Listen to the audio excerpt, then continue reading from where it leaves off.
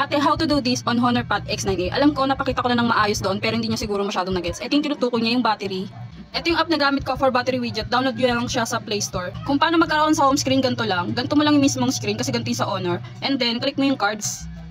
Then, pinakababa lang. Scroll lang. Tapos, click classic widget. Click. Tapos, hanapin mo yung color widget na dinownload mo sa Play Store. Click mo lang to or press mo lang to ng 3 seconds. Ilipat mo siya sa home screen na gusto mo. Yan. And then, lalabas yan. Piliin mo tong battery. And then, customize mo siya kung anong color na gusto mo. Halimbawa, pink. Pink kasi yung theme, and then okay. Then, yung iba yung color ng text, and then yung font niya, ibahin mo. Maraming pagpipilian dito.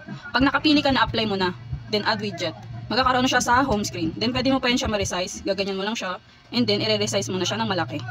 Yan, nililipat mo siya kung saan mo gusto. Meron ka ng battery widget, kagaya nito, nasa home screen ko. Ayan kasi maliit lang, and then gusto ko dito malaki. So, kasi yung tinutukoy niya yung malaking version ng battery, ito na yung nilagay ko. I-resize mo lang po siya para maging big. Kung gusto mo naman iliitan, click mo lang uli i-resize, then magiging gano'n siya. Kung may tanong ka pa o request, comment down below.